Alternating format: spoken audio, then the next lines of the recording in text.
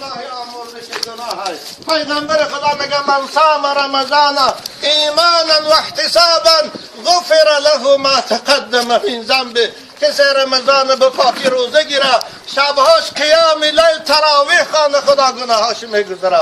مادرای قیامتی والله سفر سخت در پیش داره، خیلی مسئولیتی وزنین در پیش داره. والله همون خدایی که بار اول زنده من کرد باز نمیرانه، دویم باره برای پرسیدن و جواب گرفتن زنده میکنه. برای اونش تیاری بینه، نمازاتان خانه میلش کار کنه، از لباسای اسلامی، از حجاب اسلامی رعایت کنه، مغرور این رنگ و بار دنیا نشوه. والله مرگ آمد همش بکار نمیره. خدا خواهد میرزالی را امشب دختر کاش 2 رکعت نماز خانه خاره قیامتی، بعد از گفتن 2 رکعت نماز خانه سوره کلیان 1 بار سوره قل هو الله ثواب شه به روح میرزالی هدیه کنه خدایا. امشب خیلی شب سخت است. الان میرزالی به همسایه های روپرو مشکون ها را دیدگی نیست. الان خانه میره که او خانه را ندیده بود، خیلی براش دهشت است.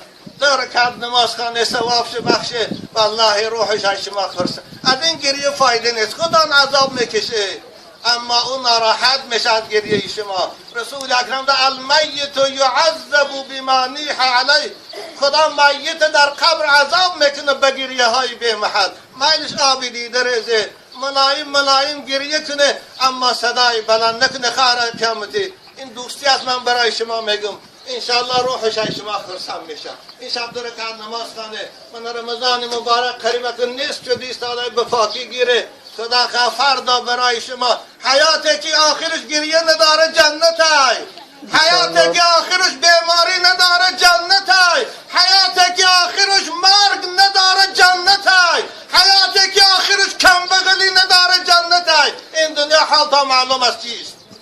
میخوای حیاتی با راحت، میخوای حیاتی همیشگی، میخوای حیاتی جاویدانی، میخوای حیاتی خوشنودی خدا، بندگی خدا کنه، هم کاری دنیا کنه هم عبادت خدا کنه. رسول اکرم گفتند ولنصیفها علی رأسها خیر من الدنیا و ما فیها. یک روی مالی که خدا برای زنهای مؤمنه در جنت آماده کرده، اگر امروز باشه در اوکسیان انگلیسا بیارد همه دنیا رو تریلیاردهاش قیمت یک روی مالی اون ندارد. وای برای شماست خواهر عزیز، ما در قیامتی وقتی که بندگی خدا کنه و از به حیای ها خودتان نگه داره. رسول اکرم میگه هر عیال 5 وقت نماز خانه، رمضان مبارک روزه شگیر شوهرش احترام کنه، از کدام داره که خواه جنت میبره. خدا همت نگه داره. قرار قیامتی صبر جمیل و بیماراتان شفاتی و به توفیقاتان توفیق دیو، مسافراتان در مسافرتان نگه دارو. ماه مبارک رمضان سبب خلاصی همین ما و شما از آتش دوزخ کردن، ماه رمضان سبب در آمدن بهشت جاویدان کنه. رمضان مرزالی خدا صبر جمیل دختر کاشت کرد.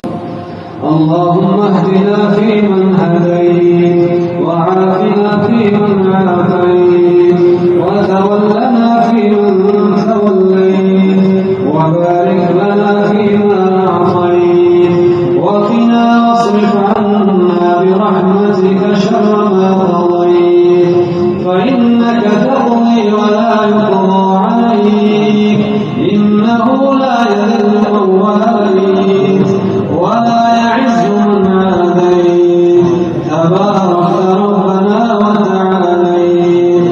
اللهم صل على محمد وعلى آل محمد كما صليت على إبراهيم وعلى آل إبراهيم إنك حميد مجيد.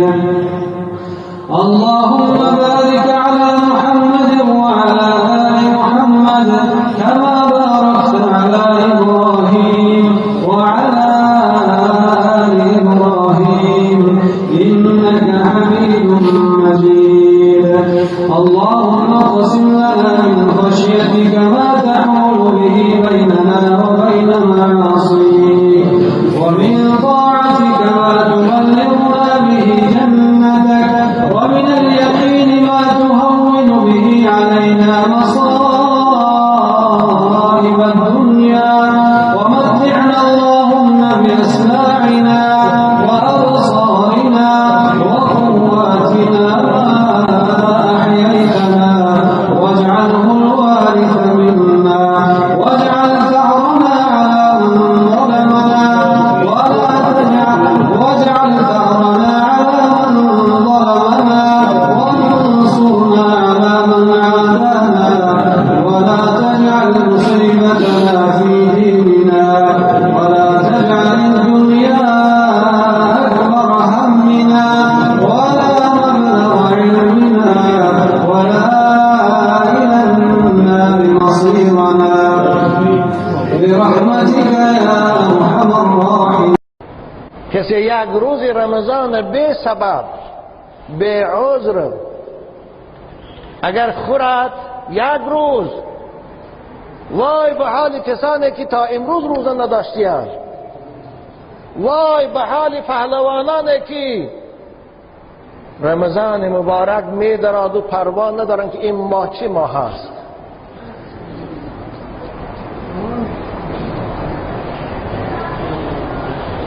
غفلت اونها را فرا گرفته است.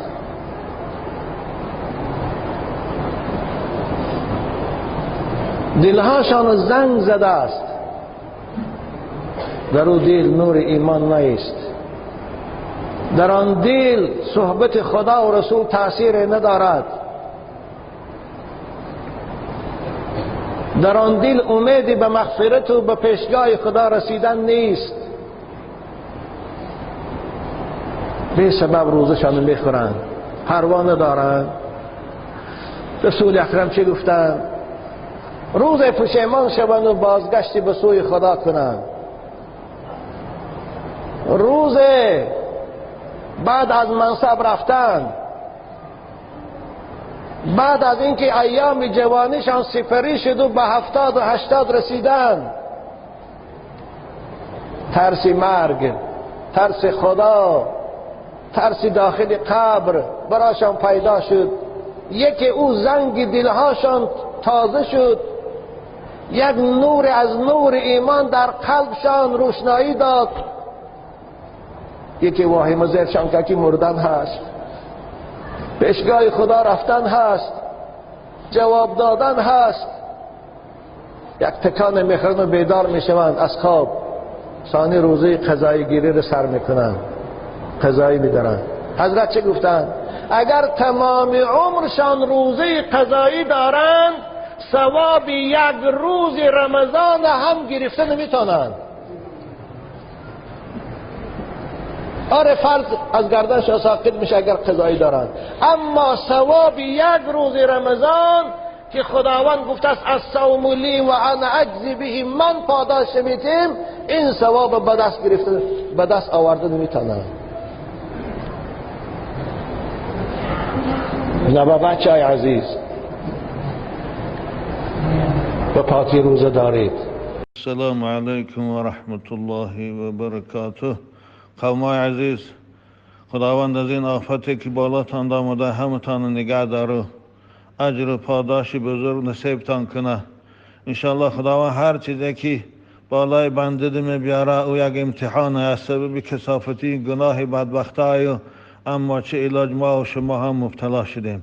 لیکن انشاءالله صبر کنه، خداوند این مصیبت با از بالاتان دور میکنه. گویا کلمه حسبنا الله و نعم الوکیل، نعم المولا و نعم النصیر. خداوند به حق اسماء حسنات که تو خود خلاص کننده بنده هات هستی، قومای ما را و مردم مسلمان آنجا را از این سیلاب نگه دار، خانه هاشان با تینج کن، به خانه هاشان سلامت بازگردن. از این بیماری که امروز جامعه جهانی را مبتلا کرده از سبب کثافتی گناه های این بدبختا، خدایا همه امت اسلام خصوصا مردم ما را، مردم خیش تبارک که در قزاقستان، خواه قزاق خواد مسجای خادگاه، خدایا همش نگه دار پروردگار، همشان به تو امانت میسپاریم، نگهشان دار. سلامت باشه قومای عزیز، انشاءالله صبر کنه، خدا همش از شما دور میکنه. آمین یا رب العالمین.